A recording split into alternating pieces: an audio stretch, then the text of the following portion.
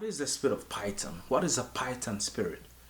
I don't know if it's the first time that you hear about the Python spirit or if you're already familiar with it, but I just want to share this video with you so you can have a better understanding of the spirit of Python and so you can recognize every time the spirit is attacking you as well. So the Bible said in Genesis chapter 3 that Satan, the serpent, was more crafty than every other beast or every other animals that were in the garden.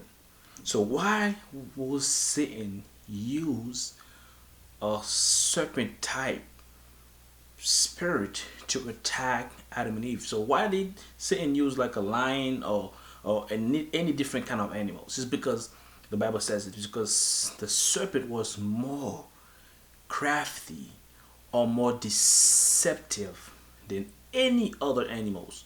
Because the moment that you begin to see how the spirit of Python attacks you, you're going to be amazed to see how the devil uses the same tactic to attack believers, to attack everybody else. All right, so the spirit of Python, it's the devil's plan to slowly but surely sneak his way into our lives, because the devil does not want to scare you. The devil does not want to scare you. He doesn't want to come like make you like jump on you like that. No, the devil is very smart in everything that he does. So just like the way the devil will get someone, it's gonna make it seems like it's nothing. You can just try this. Oh yeah, you see this drug, you can just try it once. I mean, it's nothing wrong. And that's how the devil will get to you. The devil's very sneaky in what he does. And the reason why the devil uses Python is because the devil attempt to choke the living life out of you. He wants to suck. He will just want to suck in the whole breath, the whole spirit in you. That's the reason why he doesn't use any other spirit but the Python spirit that will make you, that will suffocate you. Okay? So the primary spiritual forces that attacking the churches, including believers, it's what you call the spirit of Python. Okay? Spirit of Python. So now, the Python spirit, the Python or the serpent itself, the Python is different from every other serpent. So for example, snakes are very different, and they have different ways in the way they attack their prey. So for example, right, a cobra serpent, a cobra, a snake, or cobra will not attack a prey as a python does.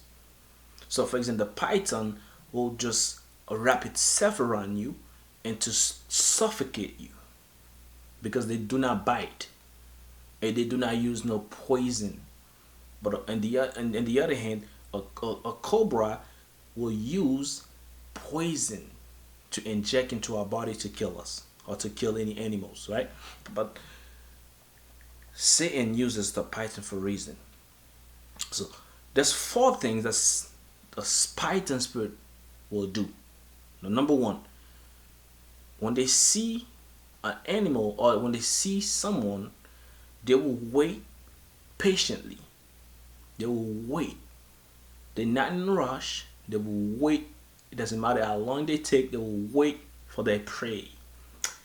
Number two, they will slowly coil itself around his prey.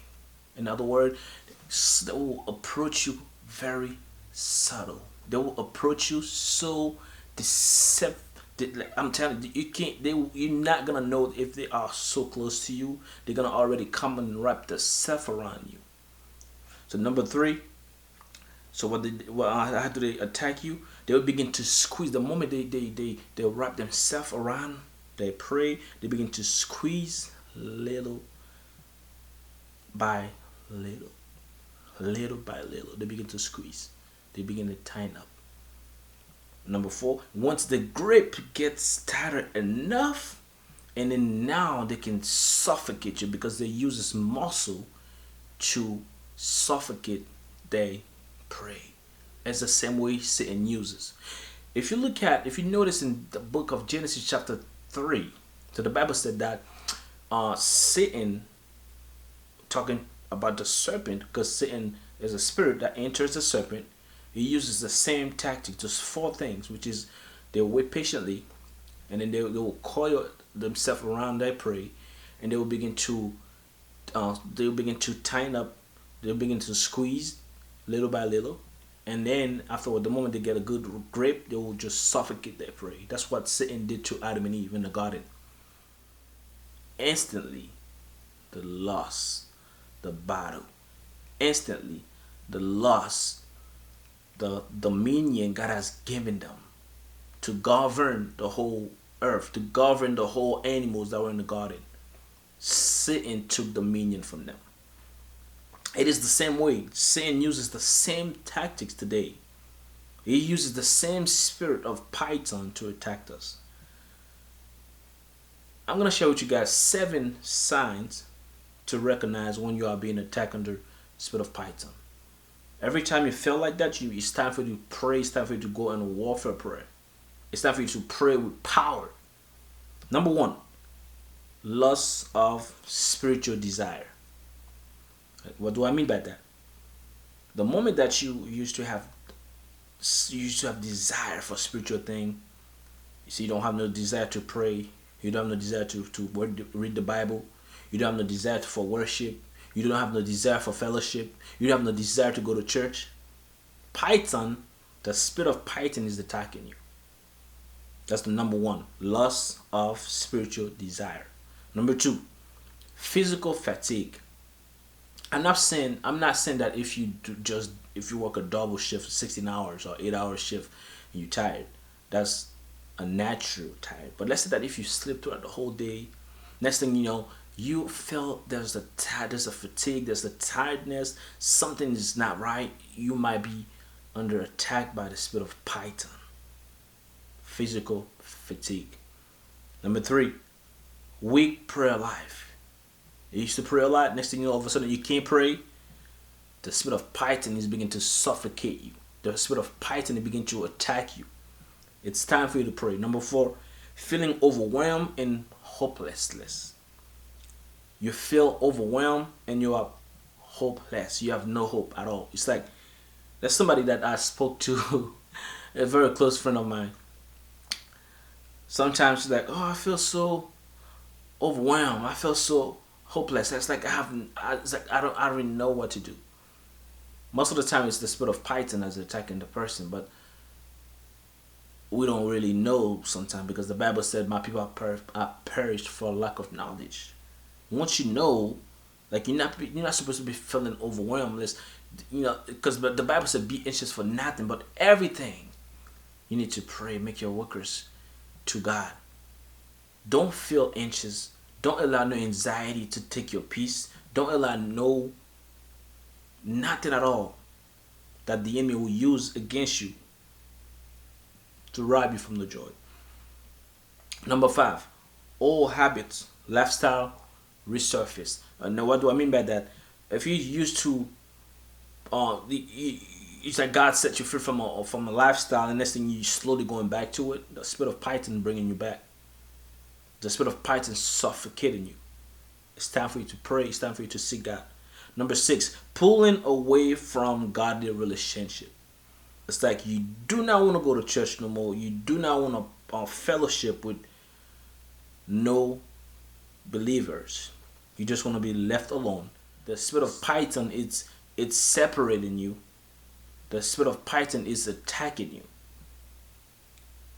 And next thing you know, number 7 is lack attack. What do I mean by the lack attack? It's like you've been under attack from left to right. When you go somewhere, for all of a sudden people stop coming against you for no reason. All of a sudden people just coming against you for no reason. So this is one of the signs that the spirit of Python is attacking you. So now, Like I said, the spirit of Python wants to choke your breath because uh, uh, why? It's because in Genesis chapter 2, verse 27, God breathed the breath of life in you, but Satan wants to suffocate that breath. You want to suffocate it. Most of the time, you see people who die with heart attacks. It's because of most of the time the spirit of Python that's choked those people. It causes a heart attacks. It causes strokes. It causes all kind of things. It suffocates its prey. So the second thing that the enemy wants, the spirit of Python is after, the spirit of Python wants to silence your voice. He wants your breath. He wants to silence your voice. Because when you look at the book of Joshua, chapter 6, verse 20, the people of Israel, they came across the wall. So the moment they begin to shout, they begin to call upon the name of the Lord. Next thing you know, the whole wall collapsed. The whole wall fell down. So the enemy is after your voice. The spirit of Python, another thing, he wants to stop your praise. The enemy wants to stop your praise. So if you notice in the book of Acts, chapter 16, verse 16 to 26, Paul and Silas, they were going to the house of prayer. And the Bible said they met a young girl with a spirit of divination. In other words, the spirit of Python. And the moment that they were going to prayer, they were going to prayer. But the spirit of Python wanted to stop them. And Paul moved in authority. He took authority over the spirit that was in the girl. He rebuked it. The spirit was cast out, and the young girl was set free. So the master of that young girl, he wasn't happy because they could not make no more money. They could not make no more money. So because of that, Paul and Silas, they got arrested. They were thrown into prison. But the Bible said at midnight, they begin to praise. They begin to worship. They begin to sing psalms. They begin to sing. They begin to call upon the name of the Lord. Guess what happened? The foundation of the prison like break loose. Wow. And they were free. We must understand that the spirit of Python after our prayer. The spirit of Python is after your voice, after your breath. The spirit of Python is after your praise, after your worship, it's after your prayer. And you must break the head. You must step on the head of the spirit of Python. So we must really take authority to deal with this spirit. Because the Bible said that we must identify the scheme of the enemy, be on our guard. Give no waste to the devil. God has given us power to tread upon serpent, upon scorpion, and over all the power of the enemy. He said, nothing by enemy shall ever hurt us. We must understand, we must identify the Python-like spirit that is coming in our lives. Like I said, the moment that you feel like you have a loss of spiritual desire, or just for some reason you should begin to have a lot of fatigue, physical fatigue, you sleep, you rest, everything's fine. Next thing you still feeling tired, something's not right. The spirit of Python is attacking you. You next thing you see, you can't really pray. You're feeling overwhelmed. You see that the old habits, the whole lifestyle begin to come back to your life. Something's not right. You need to pray. Or if you're pulling away from godly relationship, you don't want to go to church, you want to talk to no one, no Christian whatsoever, you have to pray. And all of a sudden, everywhere you go, you see everybody's attacking you from left to right. The spirit of Python is using them. But you know what? Greater is he that is in us than he that is in the world. We can do all things to Christ who is in us. The Bible says that in Luke 10:19, well, behold, I have given you power to tread upon serpent, upon scorpion, and over all the power of the enemy. He said, nothing by any means shall ever hurt us. So I hope that you were blessed. I hope that you'll be vigilant in these last days. Don't give no way to the devil, because we have authority and power to tread upon serpents. Okay? We're not supposed to be afraid, because greater is he that is in us than he that is in the world. Hopefully this video was helpful to you. So share with somebody else. So be empowered. God bless you. Until next time, have a good day. Bye-bye.